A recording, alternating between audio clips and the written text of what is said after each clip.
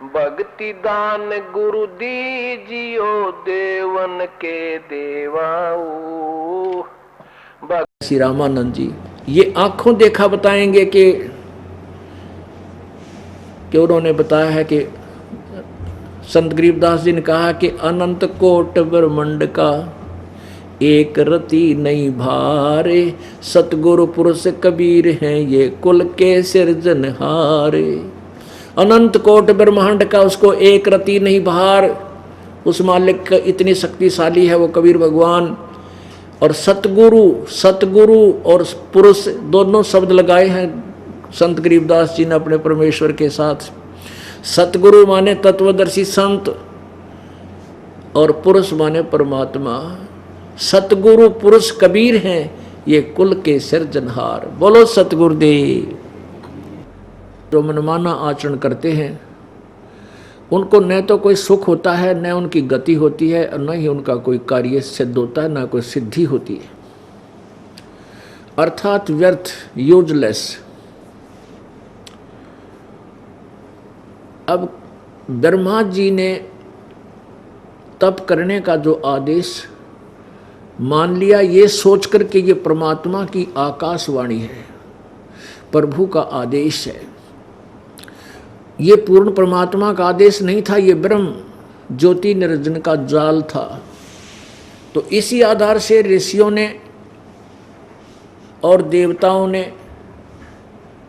अब ये दोनों खिचड़ी ज्ञान मिला लिया। ओम नाम का जाप भी करने लगे,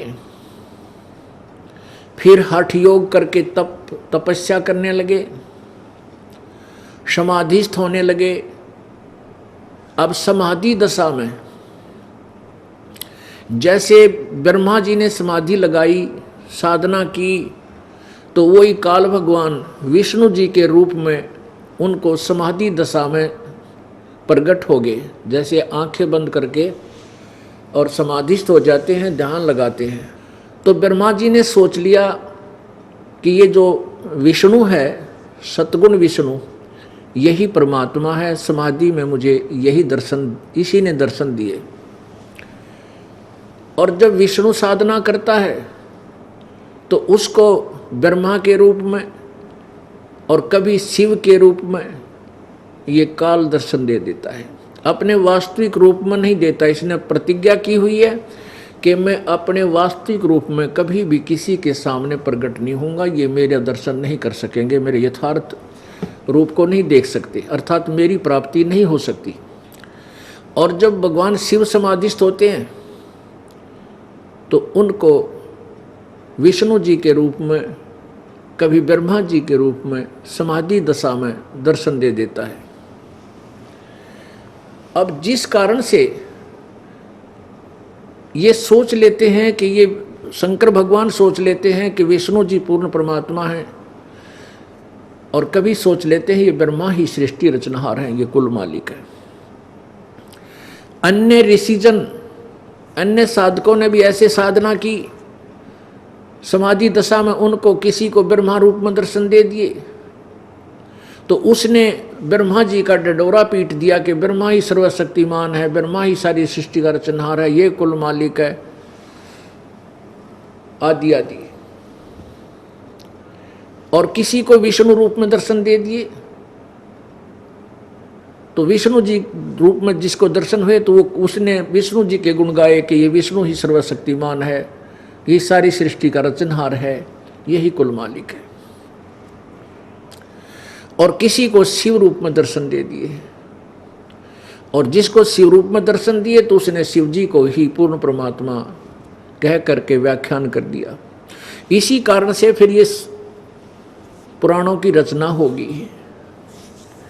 और यही कारण था ब्रह्मा और विष्णु की आपस में लड़ाई करने का। अब विष्णु जी के रूप में इस काल ने जिनको दर्शन दिए, उन्होंने विष्णु जी के पास जाकर कहा कि आप ही सर्वशक्तिमान हो, आप अपने आप को छुपाए हुए हो, आपकी नाभि से ब्रह्मा उत्पन्न हुए हैं, हमने खूब जान लिया, हमने समाधि में देख लिया है। इस बात से विष्णु जी फूल का कुप्पा हो गए, अकबस तू ही है भगवान, और तेरी नाभि से ब्रह्मा उत्पन्न हुए। इस काल भगवान ने जिन साधकों को ब्रह्मा जी के रूप में दर्शन दिए, उन्होंने ब्रह्मा जी के गुण गा दिए और उनके पास जाकर के उनकी महिमा स्तुति की कि आप ही वास्तव में सृष्टि रचनहार हो, आप ही पूर्ण परमात्मा हो, आप ही से विष्णु और शंकर की उत्पत्ति हुई है, आप जगत के सृष्टा हो। इस बात से ब्रह्मा जी फूल का कुप्पा हो गए कि मैं ही सृष्टा जगत पिता हूँ, सबका मालिक हूँ। एक दिन ब्रह्मा जी विष्णु जी के पास गए। विष्णु जी शेष नाग की सैया पर विराजमान थे, साथ में लक्ष्मी जी भी थी और भी बहुत से अनुचर उनके देवगण खड़े थे, बैठे थे। अब ब्रह्मा जी जब वहाँ पहुँचे तो विष्णु के मन में ये था कि ब्रह्मा मेरा पुत्र है और मेरी नाभि से उत्पन्न हुआ है। विष्णु जी ने उनका सत्कार नहीं किया, विष्णु जी ने ब्रह्मा की आवभगत नहीं की, ये सोच करके ये मेरा पुत्र है, मेरे से उत्पन्न हुआ है, मेरी नाभि से कमल उत्पन्न हुआ, कमल में ये उत्पन्न हुआ। और उधर से ब्रह्मा के मन में ये था कि विष्णु मेरा ही पुत्र है, मैं जगत का स्वामी हूं, क्योंकि अन्य ऋषियों महर्षियों ने यही गुण गा रखे थे। अब ब्रह्मा जी ने जब देखा कि विष्णु ने तेरा सत्कार नहीं किया तो कहने लगा कि उठ बेटा, मैं तेरा बाप आया हूं और अपने बाप को देखकर तू गर्व करता है, तेरी बुद्धि ठिकाने लानी पड़ेगी।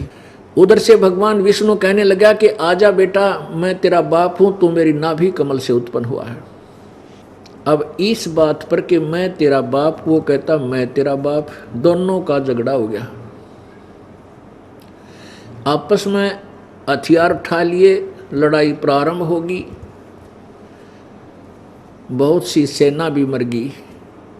तो फिर इस काल भगवान ने, ज्योति निरंजन ब्रह्म ने, इन दोनों के बीच में एक तेजो में स्तंभ खड़ा कर दिया, एक प्रकाश में एक खंभा खड़ा कर दिया, बीच में बहुत ही लंबा चौड़ा। तो इन दोनों भगवानों ने लड़ना तो बंद कर दिया, उस स्तंभ की जानकारी में लग गए कि ये कितना लंबा चौड़ा है, किधर से आया है, किधर इसका और छोर है। एक जना ऊपर को चला गया, एक जना नीचे को, वापस आ गए। ब्रह्मा ने झूठ बोल दिया कि मैंने इसका छोर पा लिया है, विष्णु जी ने सत्य बता दिया कि मुझे इसका और छोर नहीं मिला। तो उस समय ये काल भगवान अपने सदा शिव रूप में इनके पास प्रकट हो गया और फिर इनको बताया कि तुम दोनों ने अपने आप को भगवान मान लिया, तुम भगवान नहीं हो, तुम ईश नहीं हो, स्वामी नहीं हो। अब देखिएगा प्रमाण, ये देखिएगा श्री शिव पुराण, श्री महाशिव पुराण, हिंदी टीका सहित श्री शिव महापुराण। इसके अनुवादक हैं विद्या अवरिधि पंडित ज्वाला प्रसाद जी मिश्र कृत, हिंदी टीका सहित। खेमराज प्रकाशन, खेमराज श्री कृष्णदास प्रकाशन, मुंबई। अब इसमें देखिएगा विद्वेश्वर संहिता प्रश्न नंबर 17 पे, यह है शिव पुराण पृष्ठ 17 और विद्वेश्वर संहिता 1 अध्याय 9। पहले यहाँ से शुरू करेंगे जहाँ इनका युद्ध प्रारंभ हुआ। ये पृष्ठ 11 पे विद्वेश्वर संहिता भाग 1 अध्याय 6 में यहाँ से शुरू होता है। नंदीकेश्वर बोले, हे योगिंदर, आगे एक समय विष्णु भगवान शेष शैया पर अपने गरुड़ आदि पार्षदों से युक्त लक्ष्मी सहित शयन करते थे, यानी लेटे हुए थे।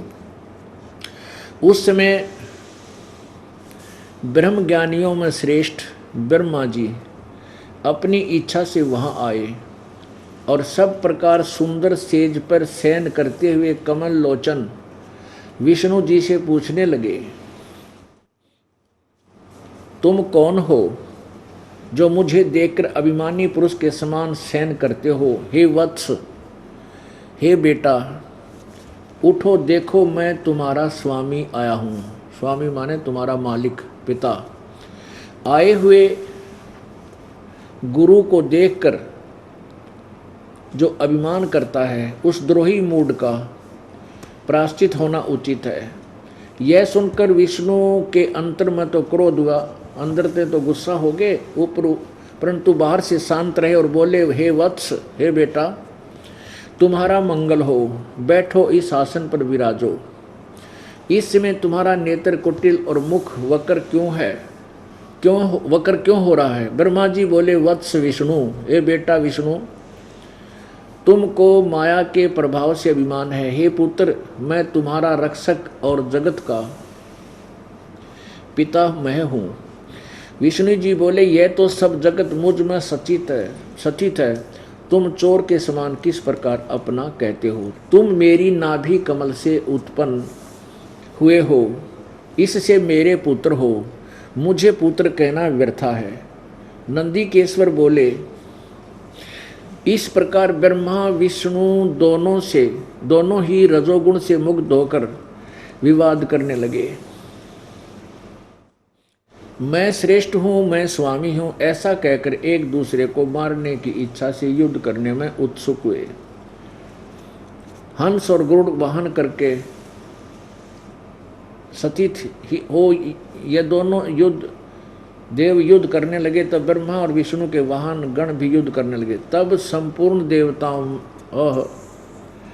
संपूर्ण देवता विमानों में बैठकर उस महाअद्भुत युद्ध देखने को चले आए और आकाश में उनके ऊपर फूल बरसाने लगे। जय हो इन देवताओं की। अब देखो पुण्यात्माओं, ये अपने सदग्रंथ, अपने भगवान जिनको हम सर्वस्वा और भगवान मान्या करते थे, ये बालकों की तरह लड़ाई कर रहे हैं, जैसे तीसरी चौथी कक्षा के बच्चे लड़ा करें।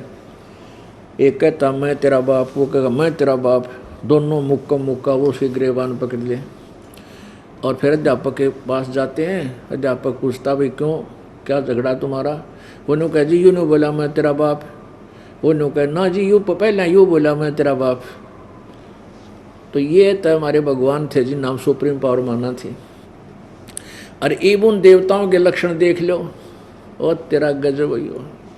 अब दो ग्रुपों की लड़ाई होने जा रही है, तो बुद्धिमान लोग उनका बीच बचाव करया करें। और ये नो के ऊपर तो फूल बरसाओ देवता, नो कहे शाबाश हो जाओ करड़े लड़ो, थारा गजब भैया। ये तो हमारे देवताओं के लक्षण हैं। तो यहाँ परमात्मा से ही कहे, निरंजन धन तेरा दरबार जहाँ तनक नहीं न्याय विचार, कितने भी कोई विचारवान बात नहीं इस जगत में। अब क्या होता है कि दोनों लड़ रहे हैं, आपको बता दिया, ये तकरीबन यही है। बस अब मोटा है मैं ये बताना चाहूँगा कि ये भगवान नहीं है, दास नहीं कह रहा, ये जीवनी बता रही है ब्रह्मा विष्णु महेश की कि ये परमात्मा नहीं है। और हम इनको ईश मान रहे थे, मालिक मान रहे थे, भगवान मानते थे। ये देखिएगा प्रश्न नंबर 17 पर आ गए हम। अब क्या होता है कि अध्याय 9, अब यहाँ से पढ़ेंगे हम, अपने काम की बातें लेंगे। नंदीकेश्वर बोले, इस प्रकार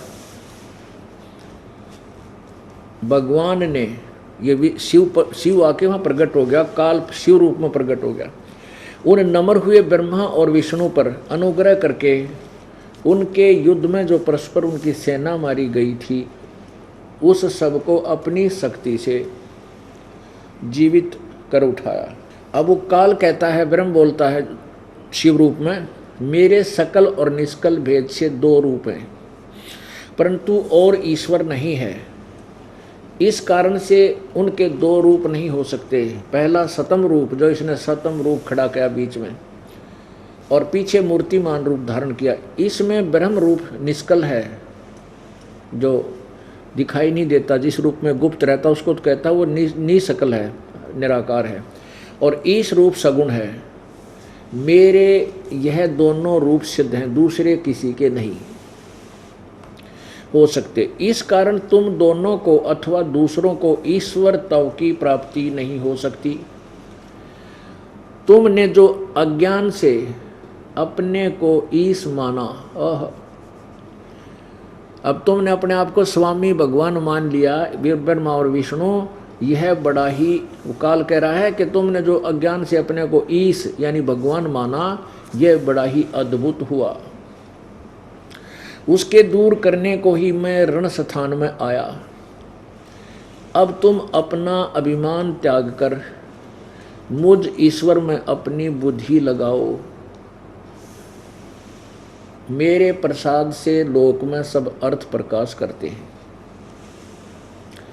अब आगे क्या कहता है, मैं ही परब्रह्म हूँ, मेरा ही कल अकल रूप है, ब्रह्म होने से मैं ईश्वर हूँ।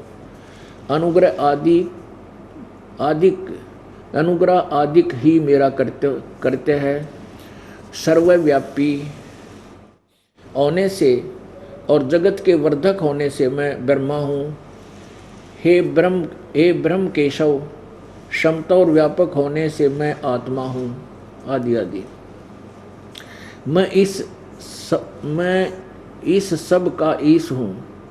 यह मेरा है, मेरे सिवा किसी दूसरे का नहीं है। प्रथम तो ब्रह्म तत्व ज्ञान के निमित्त निष्कल रूप ब्रह्म का प्रादुर्भाव हुआ। अब आगे देखो 18 पे, यहाँ देखिएगा, ये काल कह रहा है, पुत्रो यह कृत आपने तप से प्राप्त किया है। अब देखो क्या कहा है, जैसा कि आपको बताया था कि काल ने आकाशवाणी की, ब्रह्मा ने 1000 वर्ष तक तप किया और फिर कहा सृष्टि करो। फिर इसके बाद फिर विष्णु ने तप किया कोई 1000 वर्ष तक, फिर शिव ने तप किया। तो इन सब को इन्हीं की तपस्या के प्रतिफल में इनको यहाँ के एक एक विभाग प्रदान कर दिए। अब ये क्या कह रहा है कि ये जो तुमने करते, जो डिपार्टमेंट, जो विभाग आपने प्राप्त किए हैं, रजोगुण विभाग ब्रह्मा ने और सतोगुण विभाग विष्णु ने और तमोगुण विभाग महेश ने, शंकर ने, शिव ने, कहते ये मैंने प्रसन्न होकर तुम्हें दिया है, लेकिन ये तुम्हारी तपस्या का ही परिणाम है। तप से राजमदमानम और जन्म तीसरे सुकर सवानम। अब काल ने तो यहाँ अपना उल्लू सीधा करना था, इन जीवों को भ्रमित करके यथार्थ ज्ञान नहीं देना चाहता। ये चाहता है कि यहाँ ये तपस्या आदि करें, इससे इनको राज्य प्राप्त हो जाए, राज्य प्राप्त करके ये नरे खोटे कर्म करें और फिर 84 लाख योनियों में इनके इतने पाप इकट्ठे हो जाएं कि फिर कई जन्मों तक ये 84 लाख योनियों में भ्रमित रहें। तो काल तो चाहता है कि इस प्रत्येक प्राणी को इतना ज्ञान भर दूँ, इतना ज्ञान दे दूँ कि ये परमात्मा से दूर हो जाए। तो इस काल भगवान ने ऐसा जुल्म किया हुआ है और यहाँ कोई भी प्राणी सुखी नहीं है, किसी को भी चैन नहीं है, एक पल की भी नहीं, सपने में भी सुखी नहीं है प्राणी। रात्रि में सो जाता है तो भी सुखी नहीं, ऐसे भयंकर सपने आते हैं, कोई ऐसी आपत्ति आती दिखती है, पता नहीं के जुल्म होता रहता है, सारी रात भागता रहता है और दिन में दुखी है ही वो प्राणी जो रात में दुखी होगा। तो इसने हमें इतना परेशान कर दिया कि हमारे दुखों की गणना नहीं हो सकती। लेकिन हमारे पास कोई विकल्प नहीं इसका, हमारे पास कोई विकल्प नहीं था, अल्टरनेट नहीं था। इसलिए हमने इन दुखों को, और जो कुछ कम दुख हो गए, इन दुखों, महान दुखों से कुछ कम दुखों को ही सुख मान लिया। परमात्मा कहते हैं ये संसार समझदा नाही, कहंदा श्याम दोपहरे नू, गरीबदास ये वक्त जात है, रोगे इस पैरे नू। ये संसार समझदा नाही और कहंदा श्याम दोपहरे नू।